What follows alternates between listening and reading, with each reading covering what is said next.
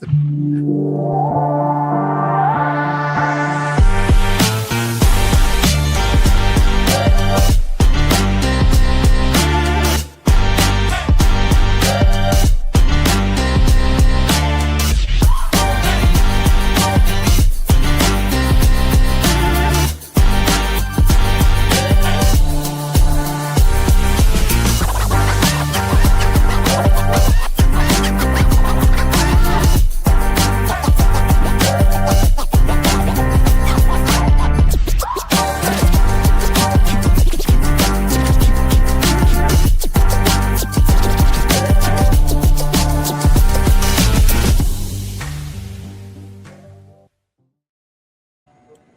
is going on, y'all? Welcome into Believe in Kentucky, Cole Park from historic Memorial Coliseum. My name is Vinny, Vinny. I gotta be honest with you. I was gonna try to come in here all suave and cool, and that intro got me hyped up, man. I was over here bobbing my head along to the music the whole time it's going.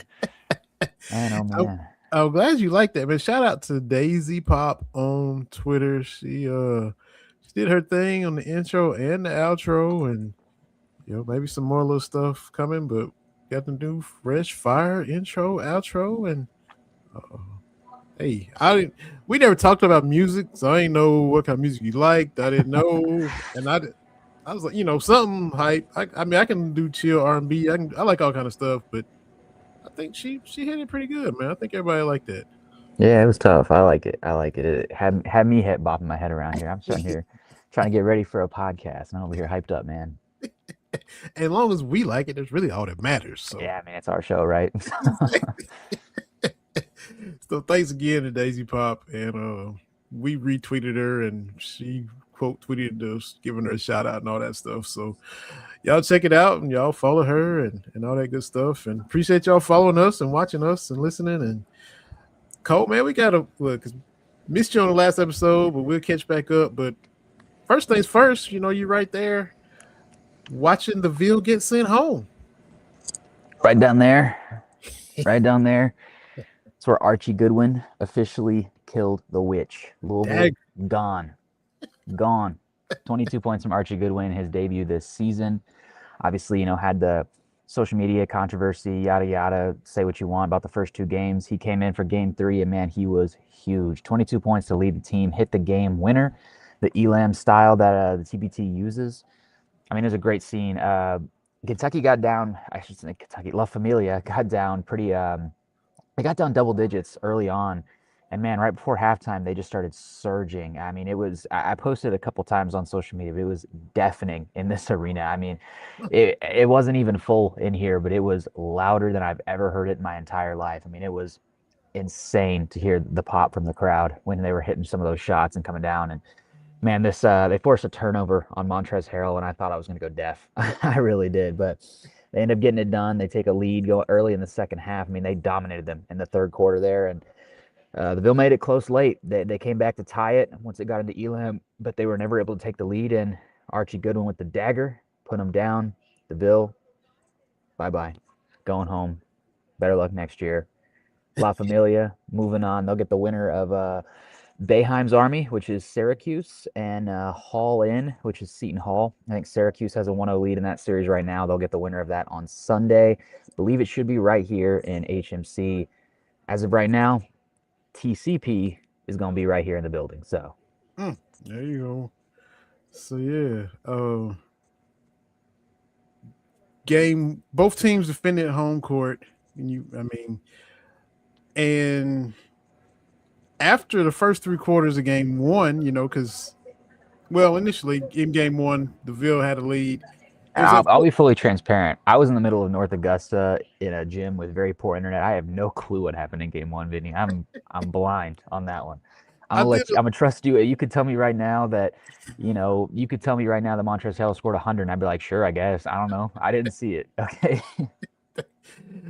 the Ville got up on early in game 1. They were up 21-15 at one point, and then it was a 14-0 run, and they went from down 6 to up 8, and that kind of flipped it in game 1. And they were rolling. Second quarter, They end up 8 at the half. They're up 8. Got it up to 17, and then the Ville chips away, and of course makes it a game and makes it a nail biter, and all of those things. And you're wondering how it's going to be a game. Should it be a game? The non-Kentucky guys, McNeil, Maynard Bain, and Morcell saved the day because Mm-hmm. those dudes weren't here. They lose game 1 at home. So yeah, that's just kind of making a long story short. It was, and then it's like the Ville had the momentum from the comeback, even though they fell short in game 1. That momentum carried over, and then they're at home and they ran Mm-hmm. Lafayette in game 2, and it was, I mean, we get. We just gonna choose to say La Familia, they care about this tournament, okay? They knew it was in the best interest of this tournament to have a game 3 from financials. They wanted to win it. They wanted to do the noble thing and win it in front of the home crowd. They didn't want to send that whole Freedom Hall crowd home unhappy. They wanted to give the home fans here in HMC a win. So they phoned it in. That's all we got to say. It doesn't matter. You know what I mean?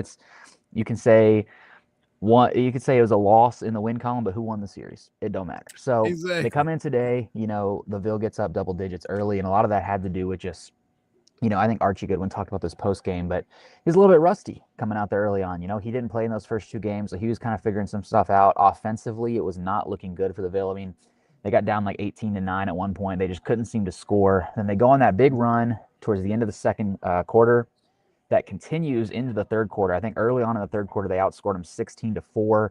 They took a lead they would never ultimately relinquish, even though the Ville made it close. Trey Lewis hit a pair of threes. Montrezl Harrell hit a big three. I didn't even know he could hit threes. Maybe that's my lack of ball knowledge, but sorry for disrespecting Montrezl Harrell's game. That's on me. I wasn't familiar, but now we are. So he played great, but not as great as he was able to do in Freedom Hall. I mean, Yeah. Willie Cauley-Stein played still kind of nagging him with some lower body stuff. But John Hood had a funny quote. He said, I think it was about Liggins who didn't play today. He said he's a little bit banged up. He's 38 years old. It happens. Like these are alumni games. They're not, they're gonna be a little bit banged up. But he came out. He rallied. Willie Cauley-Stein was fantastic, and he had a double double on the score sheet with 10 points, 11 rebounds. But more than anything else, it was his ability to limit Montrezl Harrell. I mean, he said straight up, he said, I'm gonna play down there. If he gets on me, don't send the trap. I wanna lock him down. I wanna hold him tough. And he did that. I mean, 18 points was still a good showing for Mm-hmm. Montrez, but it was nowhere near what he was able to do in Yeah. Freedom Hall. He was limited 35. significantly. Yeah, I mean, limited significantly here, shut him down a ton, and that was huge. Obviously, there was a couple other guys who tried to make some shots for the Ville. They did. They tied it up at 57. At the end of the day, it came down to La Familia hitting shots down the stretch, making plays when it mattered. They get the win. They move on. Probably going to face Boeheim's Army. I'll say that. Just knowing me, I'll say that. And then Holland will come back and win 2 straight and advance. Who cares? It doesn't matter. Alumni side of the bracket, La Familia is moving on. From now on, I believe it is single elimination, so no more best of 3 going on here. We'll have single elimination going forward, I believe. Um, and we'll see if La Familia can come out and win this tournament. Yeah, and hopefully they can. But at the very least, you're not letting Louisville end your season. If the same thing I felt in 2012 when they met in the Final Four. I'm like, if Kansas beats them by 50 in the title game, just don't lose to Louisville in the Yeah. Final Four. You can't let that happen, and they didn't. And little brother, his little brother again, and so it was. Montrez went off like you mentioned in game 2. He then went and dropped like 42 in his big 3 games. So he's Mm-hmm. just on a heater and a half. But when it was all said and done, in spite of all the roster stuff, like you said, Archie comes in. Hopefully next year, though, they can just get a roster and just keep it throughout the duration of the tournament. I I'm mean, sure they hope that too. I'm I sure they know, hope that too, Benny. I know, Twenty Beckham is trying, and even a couple years ago, like Nate Sestina killed Louisville in Freedom He, Hall, and even then going he into wasn't this, able to play a couple yeah. games later. So I mean, even in this game, I mean, if we're being fair and we're calling this what it is, I mean, every team in the country is having that problem. They really are. I mean, Louisville the Ville, they had two starters that were scratched. And, we asked them post game. They said, we found out pretty much right before the game that they weren't going to be here. One of those was for injury reasons. One of those was listed as personal. It's the risk you run in a tournament like this. I mean, when you bring back alumni, when you're playing a thing like TBT, it's always a problem. Every alumni team in the country is facing that problem. But 20 Beckham's been able to do his absolute best to put together this team. And if nothing else, they beat the Ville and they got that home win for the home fans. And I think, for me personally, when I first heard of this TBT thing, I was still in high school, and I was pretty skeptical. We'll say I was skeptical of an event of this nature. But being here, covering this game, and listening to the players, I mean, even in a loss, the Ville, his GM Russ Smith said the same thing. He said, I didn't really make any outside calls to people that didn't play at U of L. He said I was looking at guys. He said a couple guys on this team, like, they played during the Kenny Payne era. And, he didn't have to say anything more than that. You know what that means. He played during the Kenny Payne era. Like, the idea. That's their Billy Gillespie. Yeah, and Archie Goodwin said something similar. He said, how my time went here in college. It wasn't everything I wanted it to be. It had some highs and some lows. And being able to just come out here for the alumni teams and give their fans something to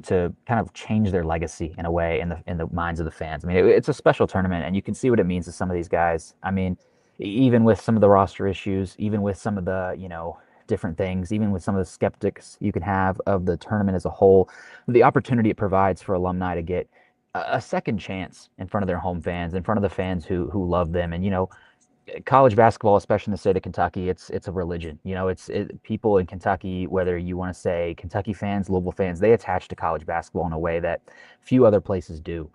And you can be a role player on a Kentucky or a Louisville team and have diehard fans of you for life. So I think it's just so special to have these guys be able to come out here and to be able to put on, who knows how many more times each one of these players will play for TBT or for La Familia. Who knows how many times they'll even have it. I don't know. But to at least get one last ride in front of the fans, send them home happy, put on a show, change their legacy, change the way they're perceived, and just, write a new story for themselves. It's a special tournament. It's fun to cover. It's fun to see, the emotion that goes into it.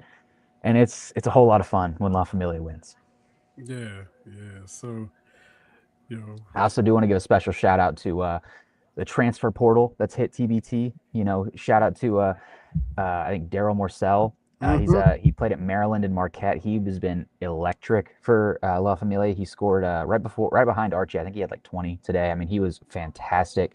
And several of the guys who aren't even necessarily Kentucky guys, but they've been embraced by BBN in a way that maybe they could have never imagined. And it's so cool to see those guys come out and represent La Familia and give their heart to win this game.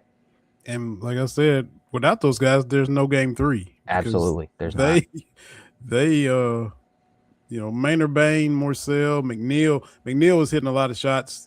He kind of keyed that rally when they were down, that flipped it in the second and third quarter, that gave them control of the game, that allowed them to have enough cushion to withstand that rally that DeVille made. So those I mean, guys.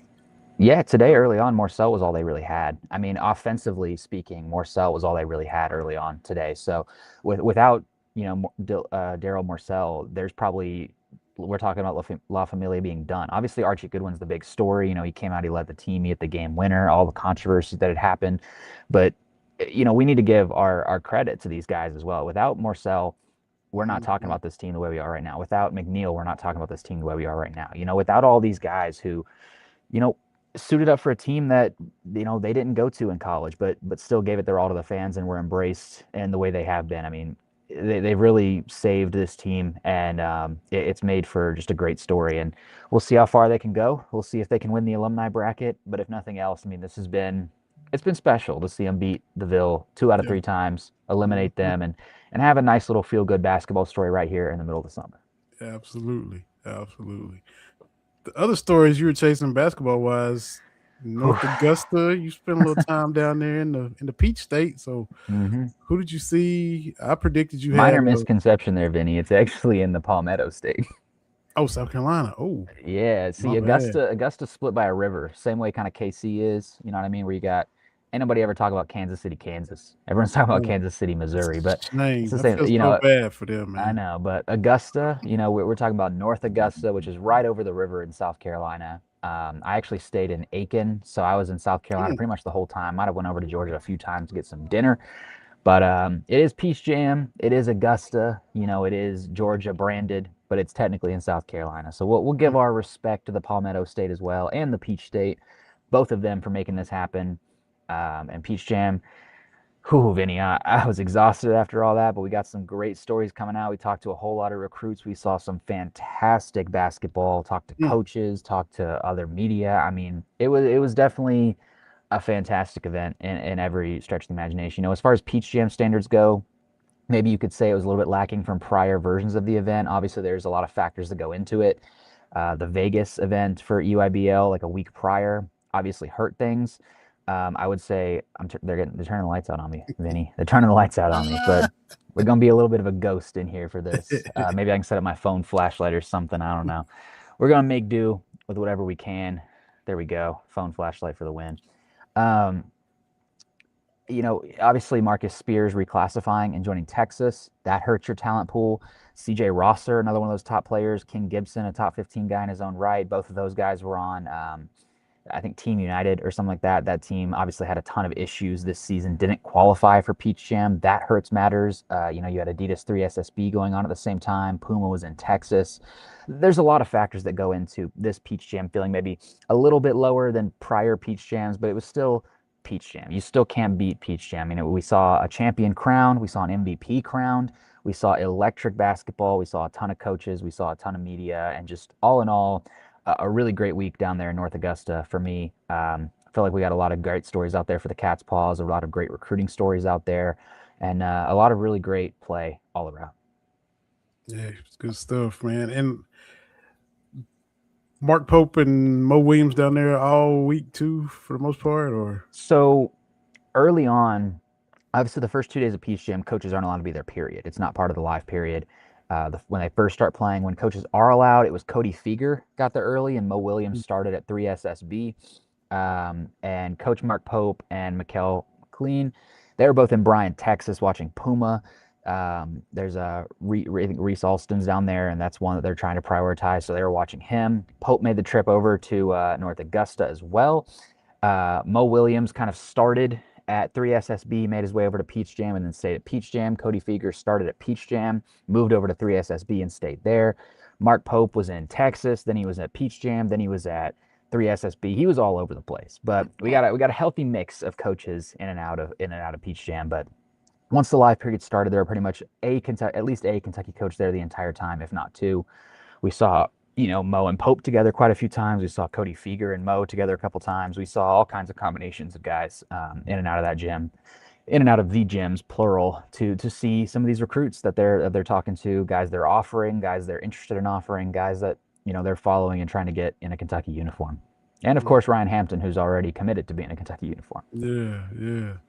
So I think, well, out of that too, man, sounds like it ought to be maybe the Palmetto Jam, or South Carolina should maybe fight to alternate it every other year. Peach Jam one year, Palmetto Jam the next year, or I don't know. There was a lot of controversy that came out during the Vegas event with some of the banners that Nike EYBL had held there. But I actually did love some of the branding. They switched a lot of those signs out for Peach Jam, and by the time they switched the big gym to orange when the live period started, and they had the 30 years on top because this was the 30-year anniversary of Peach Jam. You walk into that gym and see 30 years on top with the big orange Nike Peach Jam logo. You're like, that's what it's about. Vegas, whatever. Adidas, whatever. This is what it's about right here. This is where you're supposed to be. And it's a great atmosphere. Caden Daughtry played out of his mind all weekend long. He was crowned EYBL MVP. There's been a misconception about that. There were some people making jokes that he got crowned MVP before the championship game. That was a regular season award. It was based on all four of the periods, and the sections that they played. So it wasn't, they weren't crowning him before. He was already crowned that, but obviously he then went out and helped his Florida Rebels team to win the Peach Jam title. So he cemented his name in the history books. He had an all around just phenomenal showing. I mean, one of the obvious headlines from it, we wrote a story on it. Everyone wrote a story on it. It seems like he was just a treat to watch every single day. Good stuff. Now I know out at the main front, one of the pictures I saw, Brad Calipari had to be proud of that earn not given Mm-hmm. that was out on the main. I mean, I don't know if he was in the mix, if Cal had him watching somebody there or not, but he had to be like, yeah, I didn't pretty see crazy. Brad personally, but I did have some great conversations with Coach Calipari himself. A lot of great interactions you get to have with coaches at these events. You know, catching up with Mm-hmm. guys, talking to them. It's really just a huge event. You know, you've got NBA scouts, you've got all the recruits, the families of the recruits, college coaches, the players themselves, media. I mean, it's really a who's who of anyone you could want to talk to at these events. So got to talk to a whole lot of people, John Calipari being one of them. We had a chat about some of his books. You know, me, I'm a big reader, got my library, Yes. so I had a chat with him about some of his books. Also had a chat with Rick Barnes about a book that he was featured in as well. So a lot of book conversations for me, you know, whether that's good or bad at Peach Jam, I don't know, but I had a great time and got to talk to a whole lot of people down there. Good stuff. Good stuff. Before we let you get up out of there and let them finish up, SEC Media Days was going on as well, and Kentucky was with the crew that started things off on Monday. Mm-hmm. I We think sent Will's, Daryl Bird down there for that. yeah, yeah. So, um, I think on the episode I did Saturday after La Familia beat the Ville in game one, I just kind of said I think we're gonna see a little more spice to SEC Media Days, a little more personality. It might not ever get back to the Spurrier days where he's just lobbing bombs and throwing shade at everybody. But with four new coaches, dudes coming in with chips on their shoulders, Lane Kiffin is still in the league. There's gonna be guys saying stuff or maybe taking shots, and then somebody responds, and it's gonna ramp up year after year. I mean, and then Will Stein right off the bat, with Mm-hmm. the because of me answer Yeah, to why do Adam you think you Luckett. can why do you think you can win here? Why do you think you can build a winning culture at Kentucky? He said because of me. I mean that if that doesn't get your blood pumping, I don't know what will. I mean, it's to be seen how year one goes, how this Will Stein tenure goes. But man, as far as words go, as far as getting excitement goes, I mean, Kentucky football. We're sitting here, Vinny, in the middle back end of July, and Kentucky football is one of the top stories on ESPN, and that is just a treat for everyone involved in that program. I mean, it's so special. The quote said by Ty Bryant, Willie Rodriguez, Kenny Minchie, all those guys they sent down there, plus Will Stein. I mean, it was a really great SEC media days from a Kentucky standpoint. Obviously, they did the media scrum beforehand. That was kind of just with UK media getting to talk to all the coaches, and then they did the big podium stuff, and that's where you got the "because of me" quote. But all in all, I loved what I heard from all of Kentucky's players and coaches down there. Very excited to cover that team this season. We've got Media Day coming up shortly, right at the start of August. I'm already requesting my credential for that. Got to get that going. And it's almost time, Vinny, to get started full swing into getting ready for this football season.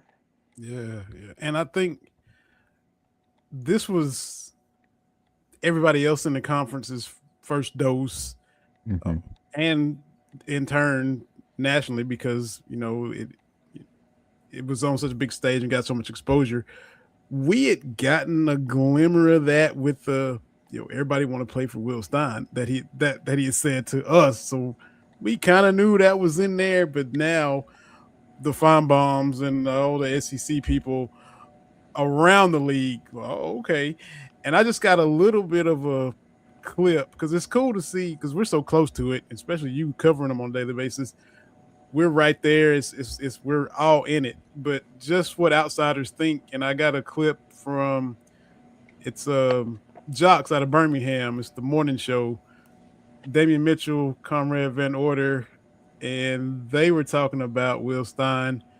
See if I can get that up. So it's just cool to hear what people outside of the state are thinking. We look at other people that we don't cover and have Mm-hmm. opinions and things of that nature. So for them, it's cool to see what they were saying about Will Stein. So if y'all bear with me, I will get it going. But I did think that Will Stein yesterday, I thought he did a really, really good job of, kind of answering questions and presenting his vision for what Kentucky is going to be. And I know a lot of people, had some fun with his comment, when he was asked why he thinks Kentucky is going to win or why he's going to be why the program is going to be turned around under him. And he said, basically, because of me, because of what I do as a coach. And I think some people took that as him being arrogant. I didn't take that as him being arrogant. I took that as, hey, they brought me here to do a job because they believe in the vision that I have. They know the kind of offense that I run. They know the type of a talent that I can attract, and the eye for putting a roster together. And like that should be your answer. They're paying you a lot of money to come run the football program. You should win because of you. I thought about this last night. He did something that I don't think Mark Stoops ever did at any of these SEC media days or anytime he talked about Kentucky. He sold Kentucky. Yeah, like he truly was like, listen, it's completely different now. We've got to change some things because he knows Kentucky. His dad graduated from Kentucky. He's looking at it holistically of, man, I can do it here. Like it's not about not making headlines or like staying shy or like, of course we appreciate the bootstrap mentality that Mark Stoops had, but man, it's the new age of college football. He has to do this. Like he has to be on the forefront of, I just got done coaching in the college football playoff at Oregon with Dante Moore. You don't think that like that was a sweet gig that I just had? No, I want to be a head coach and I'm doing it in the SEC. And I know that, and you look at what he's done in the transfer portal, like you look at the talent that Kentucky has been able to get just in this cycle, he's done a good job. And I think he stood in front of the media yesterday, and there was a sense of confidence coming from the Kentucky Wildcats that I really genuinely haven't felt or seen before. Yeah, I agree. I agree wholeheartedly. I think that going back to we just released our Kentucky football yearbook not that long ago. There's still plenty that you can buy. There's links on the catspaws.com you can go buy. It was one of the first things Daryl Bird asked Will Stein in his Q&A that he did with him. He said, "You've been all over the place. You've been doing interview after interview on TV, on radio, and writing. You've been putting Kentucky out there everywhere.